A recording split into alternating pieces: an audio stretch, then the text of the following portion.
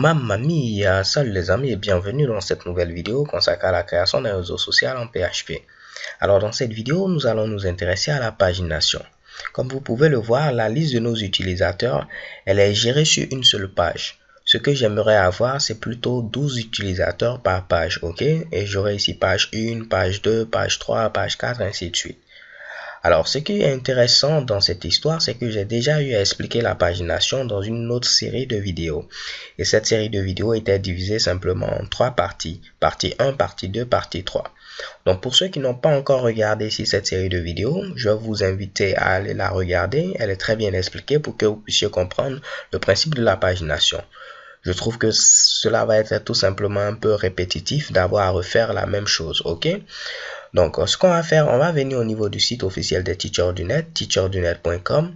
Et soit dit en passant, un peu de publicité. N'hésitez pas à faire un don ici, les gars. Cela va nous motiver à faire encore beaucoup plus de vidéos, ok? Donc, je remonte rapidement ici. Au niveau ici de code, vous avez ici listé l'ensemble des codes sources. Moi, je vais rechercher ici tout simplement pagination. Donc, vous voyez ici pagination en PHP. Donc, si vous souhaitez voir la vidéo, vous cliquez à ce niveau-là, ok. Vous aurez la première partie, la deuxième partie et la troisième partie, pas de problème. Maintenant, si c'est pour le code source et c'est ce qui nous intéresse à ce niveau, je clique sur télécharger.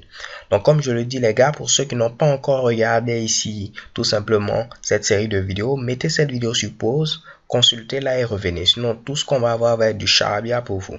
Donc, je clique ensuite sur index.php.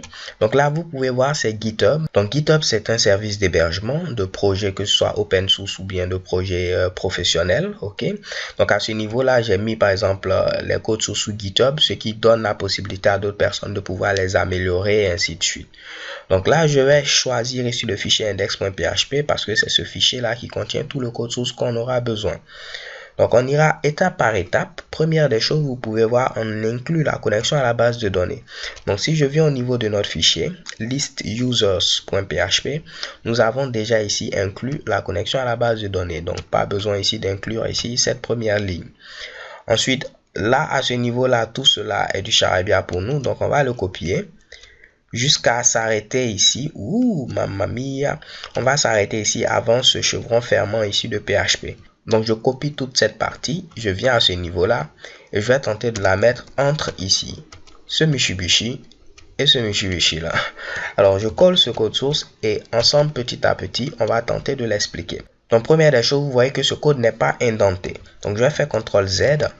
Pour avoir mon code déjà indenté, ce que je peux faire, c'est remonter rapidement ici, cliquer sur RAW, qui va me permettre d'avoir la version brute.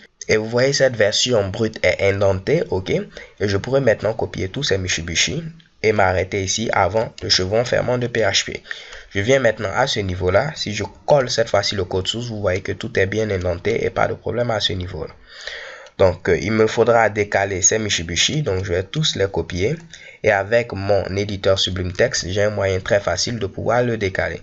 J'appuie tout simplement sur CTRL et les crochets ouvrants. Tout cela va être décalé vers la gauche. Donc, première des choses ici, c'est quoi? Ici, on essaie de sélectionner tous les éléments qui sont présents au niveau d'une table article.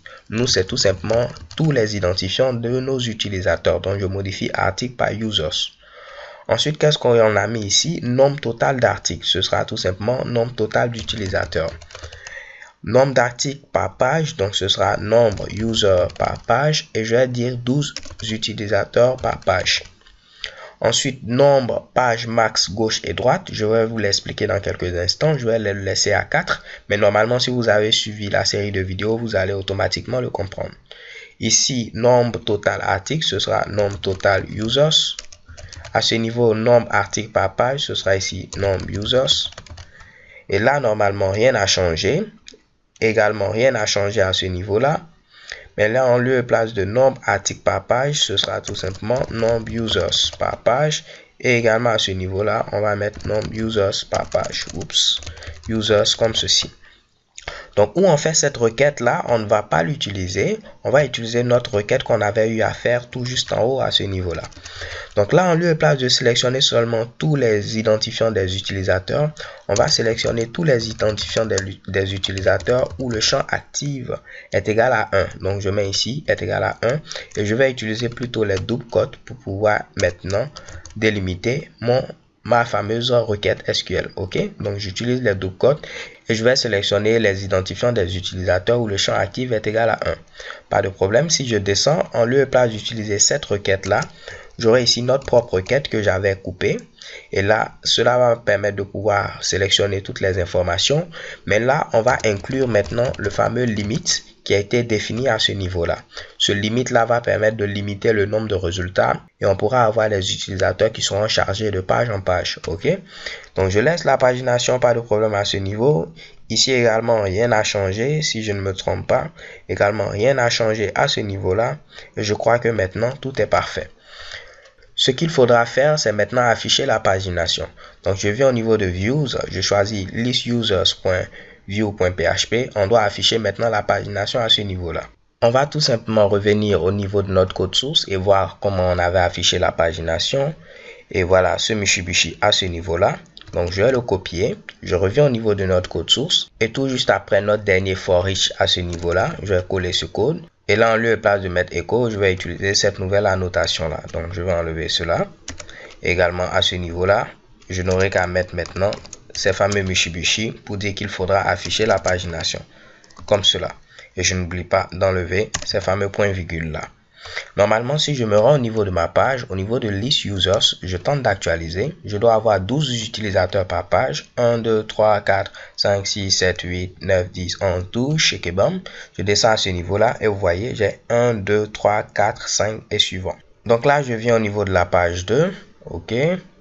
Et là, je suis redirigé vers index.php. Ce qui veut dire qu'il y a une erreur au niveau ici, tout simplement, des liens.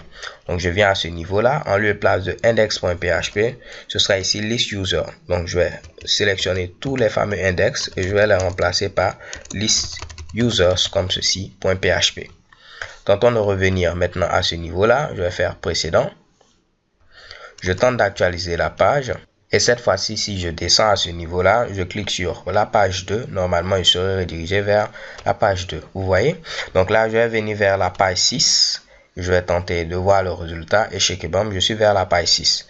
Alors, à ce niveau-là, je vous avais parlé d'un max page à gauche et à droite. Vous voyez ici, nombre page max gauche et droite. Et c'est marqué ici 4. Cela permet d'avoir ici 4 pages maximum à afficher à gauche et 4 pages maximum à afficher à droite. Donc là, à ce niveau-là, j'ai plein d'utilisateurs. Donc, on a plus de 10 pages. Donc là, si je viens ici vers la page numéro 10, vous allez voir à ce niveau-là. Je vais tenter de descendre. J'ai encore une page numéro 12. On va tenter de voir j'ai combien de pages finalement. Ok, j'ai que 12 pages. Si un utilisateur tente de biaiser nos résultats en mettant une grande page et qu'il valide, il sera redirigé tout simplement vers la page 12. Et chez Kebam, je suis vers la page 12. De même, s'il met -1, il sera redirigé vers la première page. Et chez Kebam, je suis bel et bien à ce niveau-là sur la première page comme vous pouvez le voir. Et de même, il n'y a pas de précédent parce que je suis sur la première page. Si j'avais également 12 ici, il n'y aura pas de suivant parce que je suis tout simplement sur la dernière page, il n'y a pas de suivant. Ok, donc normalement, tout sera clair si vous avez regardé la série de vidéos. Ce qu'on va faire maintenant, c'est rendre ici cette navigation un peu friendly avec Bootstrap. Donc, je vais me rendre au niveau du site officiel de Bootstrap qui est tout simplement getbootstrap.com. Donc, une fois sur le site officiel de Bootstrap, je vais cliquer sur Components pour voir ici tous les composants. Et le composant qui va m'intéresser, c'est le composant pagination. Donc, je descends et vous voyez à ce niveau, chez Kebam, je choisis plutôt pagination. OK? Donc là, on va tenter de descendre pour voir quelle pagination nous intéresse. C'est celle-ci. Et comme vous pouvez voir, il faudra mettre un nav qui aura également un UL class pagination. Donc, je vais copier cela. Je viens rapidement au niveau de notre code source, où on a mis directement pagination comme cela. On va commencer par ce Mitsubishi là pour dire que tu vas me mettre un fameux nav qui va contenir un UL qui aura la classe pagination. Et on ne va pas oublier en même temps de fermer ici ces deux balises là. Donc je viens à ce niveau, je mets $pagination comme cela. Je mets point égal. On va fermer premièrement le UL comme cela. Et on n'oublie pas de fermer également le fameux nav comme cela. OK? Donc on ferme le premier UL. Et on ferme ensuite le nav. Maintenant, si je viens au niveau des éléments, vous allez voir que l'élément qui est actif, il aura la classe active. Donc, je vérifie quelle classe j'ai donné à mon élément actif. C'est bel et bien la classe active. Mais mon élément sera au niveau d'un LI. OK? Donc là, je vais remplacer le span par tout simplement un LI. Donc, j'ai un LI à ce niveau-là et également un LI. De même, pour chaque lien, il doit être au niveau ici d'un LI. Donc, je vais copier rapidement ici cette première partie. Donc, je copie cela. Je viens à ce niveau-là, je mets mon fameux LI, mais il n'y aura pas de classe disable parce qu'il ne doit pas être désactivé. Et ensuite, je dois fermer ici mon fameux LI. Donc, je le ferme avec ici ce LI.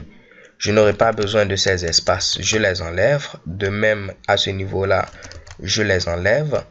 Ici également, il me faudra fermer mon fameux LI qui sera ouvert à ce niveau-là. Donc, tout ce qu'on tente de faire, c'est l'adapter au Bootstrap pour qu'il puisse fonctionner. Normalement, je crois que tout est bon. J'ai rajouté ceci, j'ai rajouté cela. Est-ce qu'il n'y a pas encore un LI? Voilà à nouveau. Donc, je mets ici un LI comme cela. Et je n'oublie pas, tout juste en bas, de le fermer. De même, ici, il y a un LI comme cela. Et je n'oublie pas à ce niveau-là de le refermer. Et check bon. Donc, tentons de voir le résultat au niveau maintenant de notre liste. Je tente d'actualiser et on nous dit qu'il y a une erreur au niveau de la ligne 68. Donc, c'est à ce niveau-là. J'ai oublié de mettre un point virgule ici. OK? Donc, pas de problème. Je viens maintenant, les gars. Je tente d'actualiser la page. Normalement, tout est bon. Et vous voyez que cela est formaté avec Bootstrap. Malheureusement, le dernier élément n'est pas bien formaté. Ce qui veut dire qu'il y a probablement une erreur. Donc là, à ce niveau, j'ai mis un LI. J'ai mis ici cela qui marche à la perfection. J'ai mis également un LI qui est fermé à ce niveau-là. Mais au niveau de la page sur laquelle nous sommes, il n'y a pas de lien, ce qui fait que ce Mitsubishi s'affiche bizarrement. OK? Donc là, il me faudra rajouter tout simplement un petit A, href. Il n'ira nulle part. Donc à ce niveau-là, vu qu'on est déjà sur cette page-là, OK? Donc je mets un A qui aura un href dièse, qui veut dire qu'on ira nulle part. Et là, checkbomb, je le referme comme cela. Normalement, cela doit résoudre ce problème à ce niveau. Si je tente d'actualiser, je descends à ce niveau-là et checkbomb, vous voyez. Parce qu'au niveau du Bootstrap, même si on est sur l'élément actif qui est présent à ce niveau-là, il fallait mettre ici cela et refermer ici ce Mitsubishi comme ça. OK? Donc, pas de problème normalement. J'ai bel et bien mon précédent et j'ai 12. Si je choisis la page 10, je dois avoir normalement suivant qui va également apparaître. Vous voyez, j'ai bel et bien suivant et précédent. Donc, si vous souhaitez plutôt avoir des flèches, libre à vous de venir au niveau de la documentation, voir comment c'est fait. Par exemple, si on veut mettre précédent, je peux venir ici, copier ce qui est présent entre le fameux A et le A fermant. Je remonte rapidement. Je remplace cela par précédent. On ne va pas oublier également de venir ajouter ARIA label previous. ARIA, c'est tout simplement ce qui va permettre aux personnes non-voyantes de pouvoir savoir ce qu'il y a à ce niveau-là. Parce que les flèches, elles ne pourront pas les voir. Mais par contre, il y aura previous ou bien précédent qui va permettre de dire ce qu'on a. OK? Donc là, vous pouvez également rajouter cela et le remplacer par précédent. Parce que nous, on parle le français et non l'anglais. Donc si je viens normalement à ce niveau, je vais tenter ici d'actualiser la page. Vous allez voir, au niveau de précédent, j'aurai maintenant ma flèche. Vous pourrez faire de même pour suivant. Donc là, je vais tenter de recopier tout cela. Et je reviens tout juste en bas. À ce niveau-là, je vais tenter d'enlever cela et le coller. Normalement, je vais remplacer L echo par maintenant ici R echo. Et en lieu et place de précédent, ce sera tout simplement suivant à ce niveau-là. Je tente de venir à ce niveau. Je vais actualiser la page. J'espère que je n'ai pas eu une erreur. Et checkbomb, j'ai bel et bien suivant. Et j'ai bel et bien précédent. Si je viens au niveau de la page 7, normalement, c'est l'élément 7 qui doit être activé. Et checkbomb, c'est la même chose. Donc avant de terminer, j'aimerais centrer ce Mitsubishi. Donc je viens à ce niveau. Au niveau de nav, je vais rajouter une classe. Et cette classe, ce sera tout simplement Text Center qui va permettre de centrer ici ma pagination. Je viens à ce niveau, je vais actualiser la page. Normalement, ma pagination doit être centrée et checkbomb. Si je viens maintenant au niveau de précédent, je vais venir au niveau de la page 6. Je descends ici, je viens au niveau de la page 2 et normalement, tout continue de fonctionner. Alors les gars, c'est tout pour cette vidéo. J'espère que vous l'avez apprécié et cela n'a pas été également compliqué. Surtout, n'hésitez pas à mettre en commentaire si vous avez encore quelques petites confusions. So thank you guys for watching. Don't forget to subscribe and have a nice day. Peace.